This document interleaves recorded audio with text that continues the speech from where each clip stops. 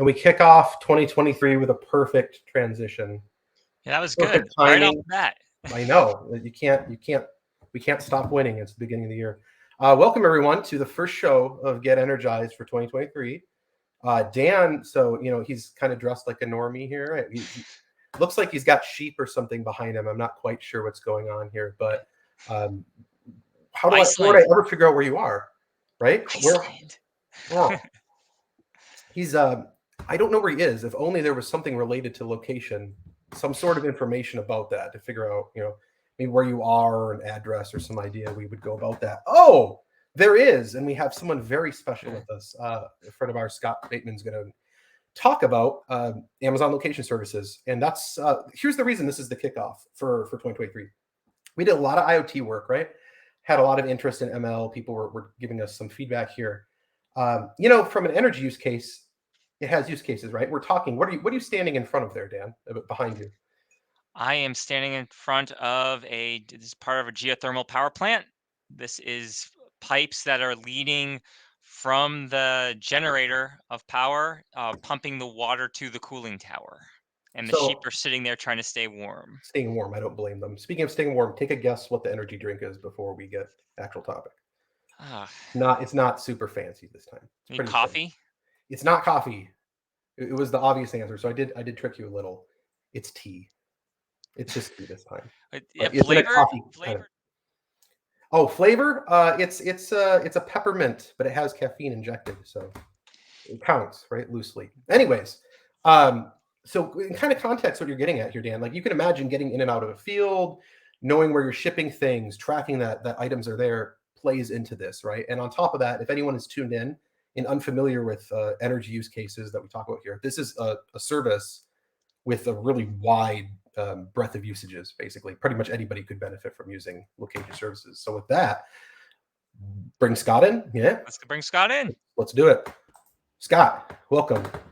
Hey guys, how's it going? Pretty well. You have a nice headband that's not as nice as the last time. Yeah, this is more the Bjorn Borg model, I think. Yeah. I like it. The shirt makes up for it, though. So, the Commodore shirt is very nice. Yeah. Let me get your screen pulled up here. All right. And, do you want to do a brief introduction before anything, or do you want to just get sure. running it?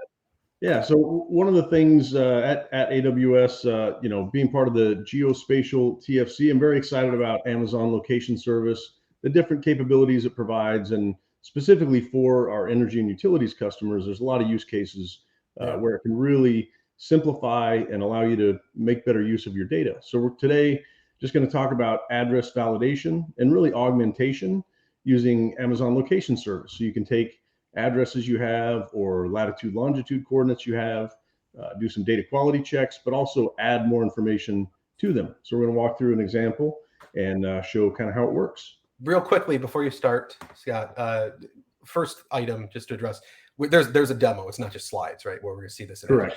That's right. The actual question would be, how is this any different than other map services? I suppose you could think of Google, Apple Maps, other consumer kind of facing things. Yeah. What's different? Right. The big difference is that it was designed with enterprise use in mind, right? So for example, when you're getting driving directions from one place to another with Amazon Location Service, you can actually do the traveling salesperson problem. How do I get to all 10 of these places with the shortest distance or time of travel?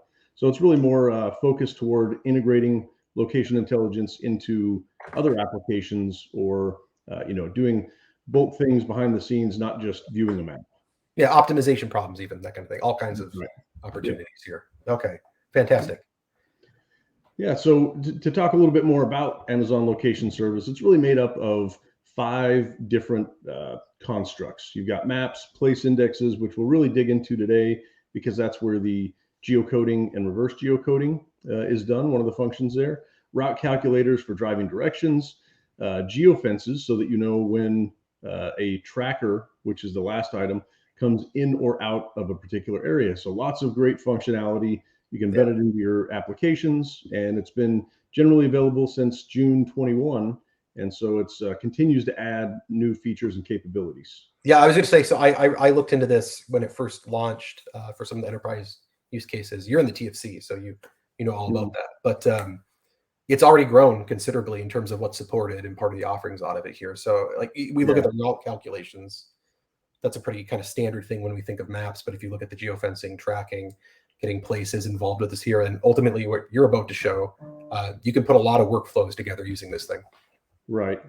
And, with it being a consumption-based service like anything in AWS, things like doing geocoding is, there's a pricing page with all the details, but it's about 50 cents per 1,000 operations. So it's very cost effective. Oh, yeah. So, talking about geocoding, and we'll get out of PowerPoint into the console here quickly, but just to confirm, geocoding is taking an address and turning it into latitude, longitude coordinates. Reverse geocoding is the other way around. And this can be really useful in oil and gas, energy and utilities, because if you're out, say, developing a new well pad, there will not be an address. There will only be coordinates. And then the roads tend to come later. Over time, one may be more important than the other. So you want an easy way to go back and forth and use that for validation. And this will also optimize your route. Yeah, absolutely. Yeah. So once you determine you want to get out to a facility or a well pad, it'll give you the quickest way to get there. And usually people who have to go out there have to go to many different ones. So this will optimize that route to going to them all. Absolutely. If you want to know, and prioritize those based on which ones are more important, you can minimize the driving time or the distance driven. Yeah. Sounds like the early CSI homework you would have back in school in some ways, but it's done for you, right? Yeah. So a lot of what we're going to show today was inspired by and created by James Beswick in this blog from early last year. And what it does is it allows you to take a big set of addresses. So say you've got a list of all of your field offices or addresses of suppliers, and you want to convert those to latitude and longitude so that you can map them, or the reverse geocoding operation. And what this blog explains is that you can actually break that into, say you've got 1,000, you can break it into 4 different chunks, parallel process them to get that result back even quicker. And this is a great blog that has the example. You can use SAM to build it in your environment and go ahead and try it out. But I'm going to show you how it works and some of the things you can do with Amazon Location Service. So I'm going to flip over into the AWS console. So while I grab a link here, I want to show this link you're going to be demonstrating. But there's also a question, the same person in chat, but also I was going to ask, in terms of interacting with it, we have obviously, well, you're pulling up here. So I see SDK, right? Yep. I know it's in the console. How are all the methods in which you can interact with location services? Yeah, so the SDK is probably the most common, most powerful. There's also a command line interface, which we'll show today, that lets you try things out maybe before you implement using the SDK. So there's a couple of different ways to interact with it, and really it's designed to be embedded into your integration workflows or applications directly. Great. Thank you. All right. So what we're looking at here is the topic of a place index. And this is what allows you to do the geocoding and reverse coding. I will mention that there's 2 different data providers currently, Esri and Here. So those are why names of businesses, addresses, and everything are continually updated. And you can choose and go between those using the same interface. So you don't have to change the way you're interacting with Amazon Location Service. And we expect that to grow over time.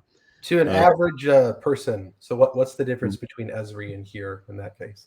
Yeah, it's kind of like, what's the difference between Google Maps and Apple Maps, right? They sometimes have different frequency. They update by region, right? Slightly different capabilities, and you'll get slightly different results based on what area of the globe you're using, because both of them do have global coverage.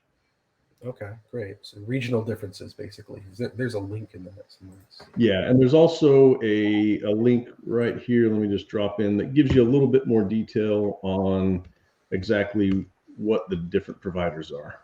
Oh, that would be good stuff to send along. Thank you. Yep. All right. Okay. Yeah, I put that in the private chat. Oh, yeah. You're good. You're good.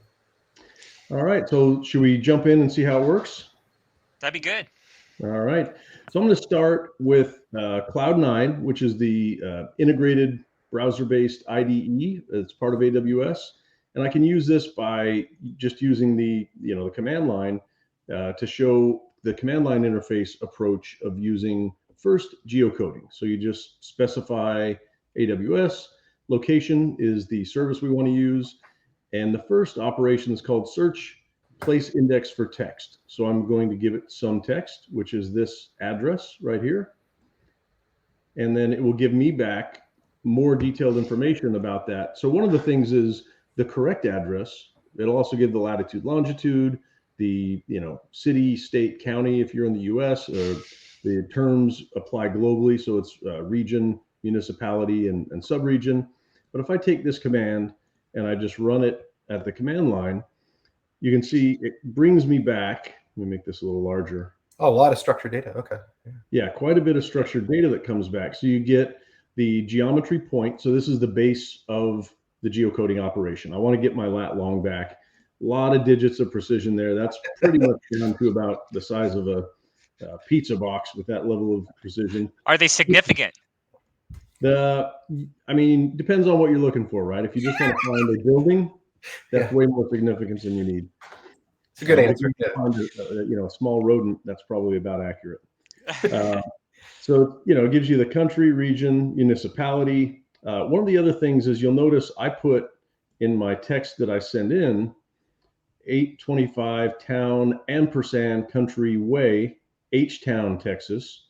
And when the results came back, it corrected that to, it's actually a lane, right? It's not a way, and it gives you Houston instead of H-Town. So that's what the address validation can do, is if you have little things about your address that aren't quite right and might cause issues with routing or shipping, you can figure out which addresses are really good and which ones might have some issues. I First appreciate person the in chat who H-Town. figures out. I knew what H-Town was. Yeah, I was gonna say, well, Yeah. H-Town's important, but first person in chat who figures out what that address is. Yeah, figured out what H-Town was. And then the opposite of that is reverse geocoding. So this one is search place index for position. In one, you're providing text, getting a position. In the other, you're providing a position, getting text. And in both cases, it gives you all of it, right? So if your position or text was a little bit off, this gives you the chance to validate it. So if we go there, I'm going to... Before you do, let me interrupt, because it's a real good question. And a lot of people are probably thinking this immediately. Does it work for address validation outside of North America? It does. There you go. Yay. It does. Yep. And that's kind of why, instead of saying, city, state, county, it uses municipality, region, and subregion. So those divisions really work globally. Very cool. Very cool. And postal code instead of zip code. Yeah, actually, that's a really good point to call out. Anyone who's worked with zip codes knows how fast that goes south real quickly. Oh, yeah. Yep. So what we're going to do is show, the code here that's written as part of that blog. It knows how to get the results of that and process it and find out what is the overall score, basically, for each of your addresses. And as we kind of showed in the blog itself, it splits it up into chunks. So I'm going to kick that off and then show a few things while it's running. Cool. So to kick it off, it's really as simple as, in this input bucket right here, you drop a CSV file that has addresses. It's very flexible, as long as you have columns that start, a column called address, a column called, county, and this one is more US based, so it is city, state, county. Then it will go ahead and process that data for you. So I've got a list of oil refineries here, and you can see it has address, city, state, zip. It's got the information in there. So I'm just going to take this CSV file and just drop it into S3. All right, so here's my S3. When you run the SAM deploy, it's going to create these different buckets. So here's my input bucket, which is the start, and I will drop into there this oil refineries, comma separated values text file. Right, and that's it. That will trigger the entire process to start running. So right now there's a Lambda function that splits that up into 4 pieces, and then 4 separate Lambda functions that process it, and then another Lambda function to bring it all back together. While that's running, was there a question there? No, it's just very cool. It's nice. Very, Yeah. very efficient method of showing parallel programming out of that, by the way. Right, especially if you're talking about hundreds of thousands of addresses or coordinates. So when we get the results back, what we're going to see, I've already pulled these up, is you get this relevance score. So I've sorted this from the lowest relevance to the highest, and you can see that this particular refinery, the address was HC34 box 34830 and 65 miles southwest of Ely, Nevada on Highway 6. It doesn't say Nevada, but I knew the state. So when you try to send that in as an address, it says, well, that's somewhere around this city in Nevada. And I can tell you the county, but it's pretty bad relevance. That address is not very accurate compared to, the better these numbers get closer to 100. If we look at the, this refinery here, the address was 1380 San Pablo Avenue, and it says it really should be AVE. That's the official, U.S. postal code. So it says you're about, 99.5% accurate, but it's a little bit off. Very rarely is it 100, but if you have them formatted correctly, it will be 100%. I'm impressed it gave 65 miles south and actually came out with a city. Mm-hmm.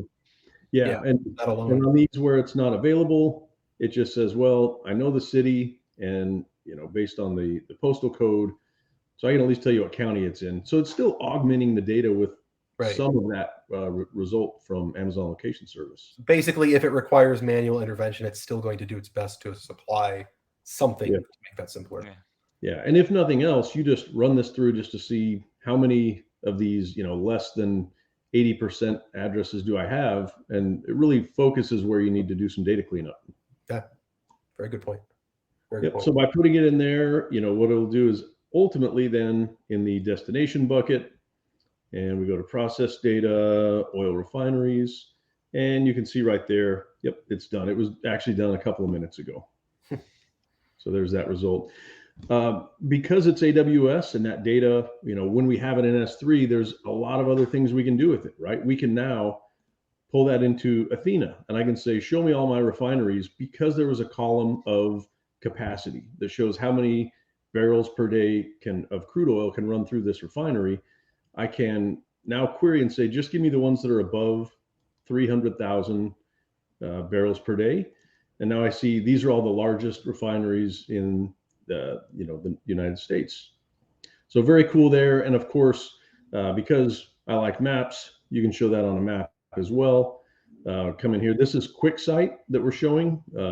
Just pulled that CSV file, and not only now do you have a queryable data set, but also a map you can use. You can view that by the county that resides in, because we got county back from the data. And so that map looks a little bit different. And you can also go down to zip code.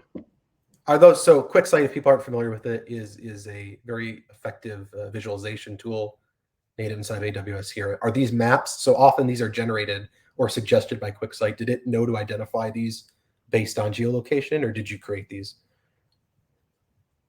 It did. You tell it this column has my zip code value in it, and it will guess based on the name of the column.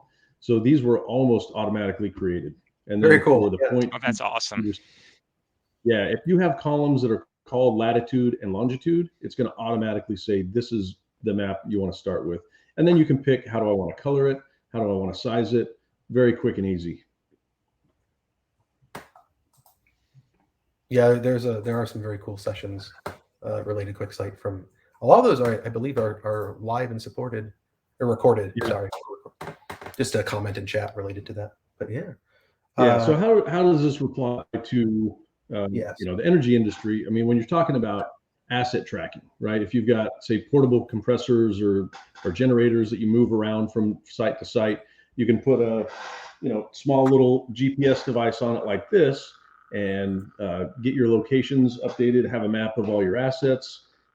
Sometimes that might be at an address, sometimes it might be at a latitude and longitude. So you can go back and forth between those, tracking your vehicles, knowing when your work trucks arrive back at the field office or out at a particular well site, send notifications based on that. A lot of great capabilities for that.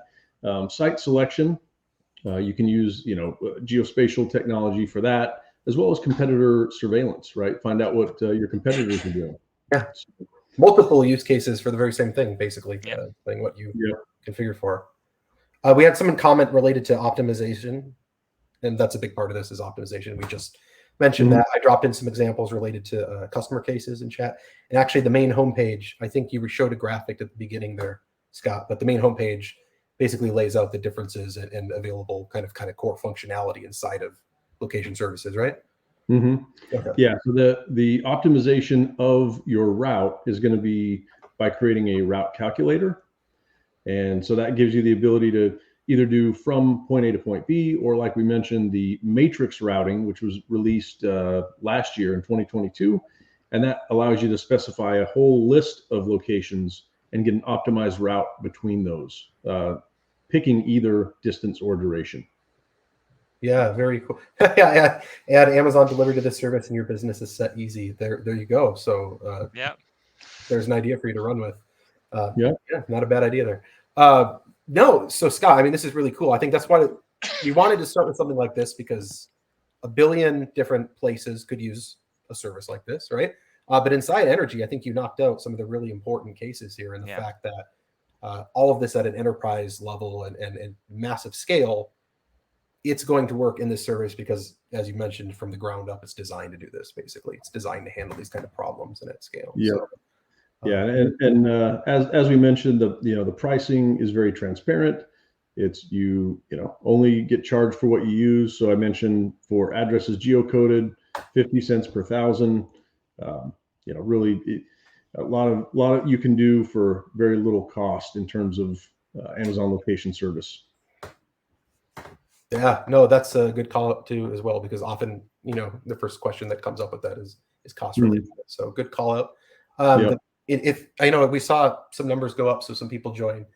I'll drop this this blog in one last time here. I'll pull it up instead of the other channel and put it into chat, so you can see if you're looking to play with this or get an idea of how that works. And that uses SAM to build it out, right? So the serverless application model. Yeah, it does. It does. So the blog will explain kind of what we just went through, how it worked. Again, great job on James of putting together a great blog here. Yep. And then in order to deploy this yourself, you'll need an AWS account, of course, the SAM CLI, which the recommended way to do that if you don't already have a preferred environment is just start up Cloud9, because it's going to have the AWS CLI already installed. So you can just jump in and start using SAM. You do need Python 3.9, and then, of course, permissions in your account to do that. But basically, you just clone the repository, run SAM build, and then SAM deploy, and all of these resources will be in your account. Awesome. No, hey, Scott, very cool demo. Very neat stuff. Thanks for joining us. And, we'll say starting the year off right. So there you go. Yeah, Good stuff. Only guest that wears a headband too. Yeah, I know. Exactly. A very well-received, loyal part of the Get Energized crew now. So yeah, we appreciate that. Yeah. So hope everyone has a chance in 2023 to think of ways Amazon location service might be able to help you and your organization. Yeah, good stuff. Thank you, Scott. Thank you I'm sure so this much, will not be Scott. the last of you, but thanks for joining us. All right. Thanks, guys. See you. With that, yeah, that is the first show of Get Energized for the year. No, thank you. Thanks, Chet. So as usual, if this is your first time tuning in, we do this the second and fourth Thursday of the month. We have obviously the Twitch VODs. If you go into the video collection, you'll see some of our content there. These do get posted to YouTube later. But in terms of this year, we've had a lot of feedback. People like having more talking sessions with energy leaders. We've had a lot of interest in demos. Go figure, Twitch likes to see demos. Which, speaking of, we usually do a surprise. You don't know what's really coming up in this session. But next, 2 weeks from now, what do we be doing, Dan? I mean, we've been doing a lot of different stuff, much with IoT though. But yeah, we have some interesting guests that might be able to come on to the next in 2 weeks. Very vague teaser. It is very teaser, but it'll either be in 2 weeks or a month after that. But some cool stuff related to edge computing and storage as well. So obviously a large use case and some just generally interesting stuff that we just have an excuse to show because it's cool. So And then we have some industry leaders that'll be coming on talking about other types of green energy and transitional energy. Yep. As I sip at an awkward time there, but yes, that's the plan. Again, these are our handles on screen. Send us a direct message if you have any feedback, any interest, whatever. However that goes, we take it and we shape this for you. This is just something we like to do and we think is valuable. So with that, we're going to sign off, and we'll see you in 2 weeks. All right, everybody, chat, take care. Have a good time. Goodbye. Oh, and there's no ball. Unfortunately, Dan usually throws a ball into a kitty hoop behind him. He's almost made it, but he's at a sheep outdoor thing right now. I don't know what's going on. So that's that. Anyways, take care. All right. Bye-bye. Bye.